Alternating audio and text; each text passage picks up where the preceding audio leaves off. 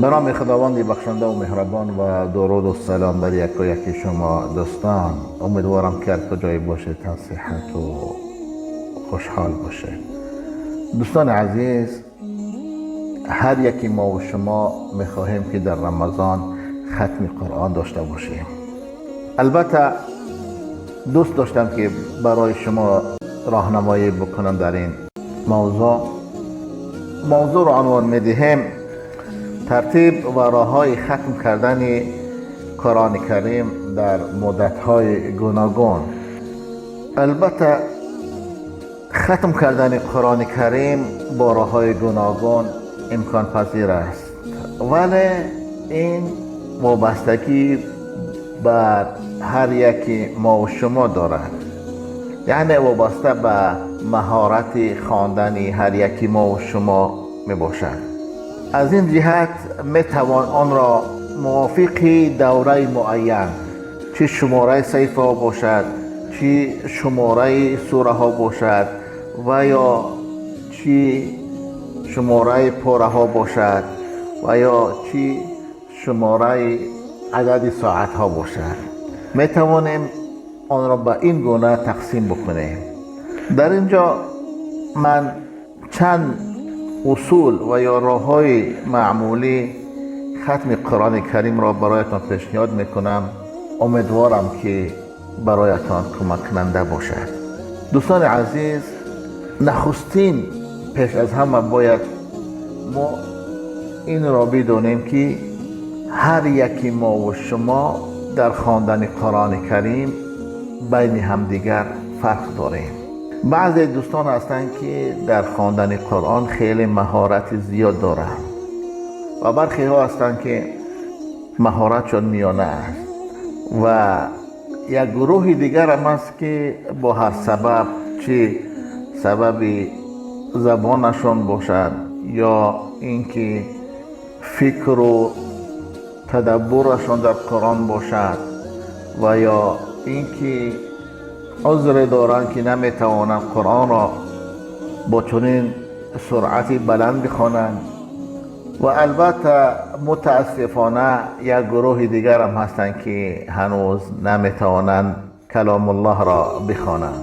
واقعا این خیلی جای تأسف است، ولی برای آنها میگوییم که هنوز هم دیر نشده است.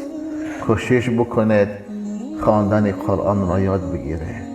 زمانی که خواندن قرآن را یاد میگیرید و قرآن میخوانید، شما همان لحظه با پروردگارتان در تماس هستید.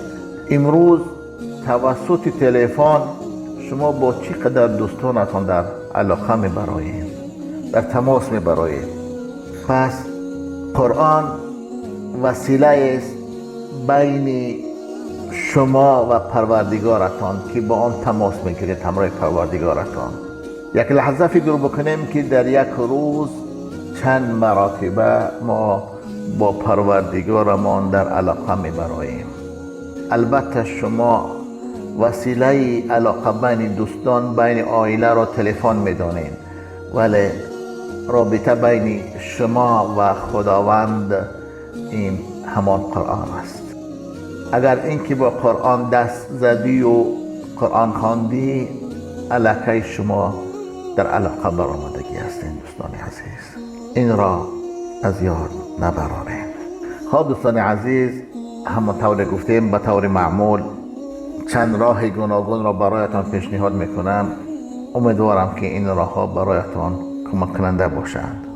و اولین این است که هر یکی ما و شما قرآن را بگیریم، در پیشمان بگذاریم و هر یکی ما و شما تلفن داریم و ساعت را بگذاریم که در چند دقیقه ما یک صحیفه قرآن را میخوانیم.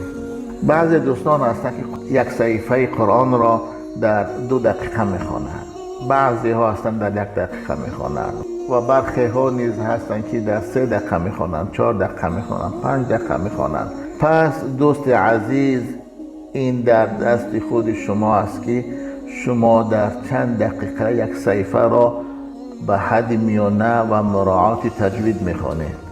چقدر وقت طولانی شد، همانقدر اگر نیتتون خالص باشد و برای تدبر قرآن باشد و تجوید قرآن باشد، همه قدر ثوابش بیشتر است.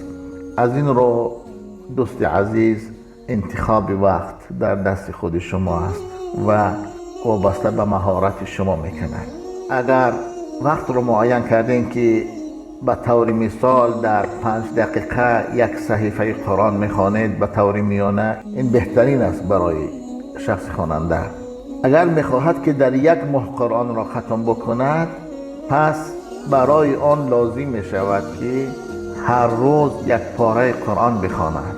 اگر یک صحیفه را 5 دقیقه میخواند، یک پاره قرآن برای او 1.5 ساعت وقت میگیرد. خواندن یک پاره قرآن عبارت از 20 صحیفه است. 20 صحیفه را با 5 ضرب بزنین می شود 100 دقیقه. 100 دقیقه 1 ساعت و 40 مینوت. انا همین 1 ساعت و 40 مینوت را در 24 ساعت زندگیتون تقسیم بکنید. 100 دقیقه در 24 ساعت زندگی کم و بیش 4 دقیقه و 15-16 ثانیه برای هر ساعت معین می شود. یعنی شما اگر در 5 وقت نمازی که در رمضان میخونید، خلاصه گپ بعد هر نمازی خونده اتون یا در هر نمازی خونده اتون پیش از نماز 10 دقیقه بخونید، بعد نماز 10 دقیقه در یک روز میتوانید که یک پاره بخونید. با همین ترتیب پیش از نمازتون 10 دقیقه، بعد نمازتون 10 دقیقه بخونید.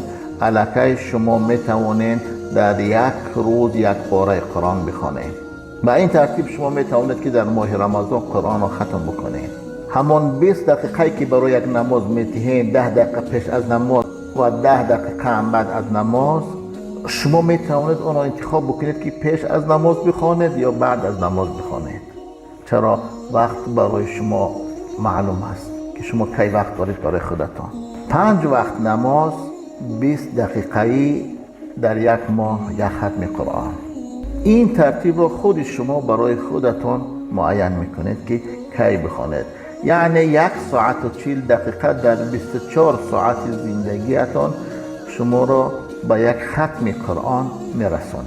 1 ساعت و 40 دقیقه 1 ساعت و 40 دقیقه را در 24 ساعت زندگیتان اگر تقسیم بکنید، هر صحیفه 5 دقیقه در یک ماه یک ختم قرآن.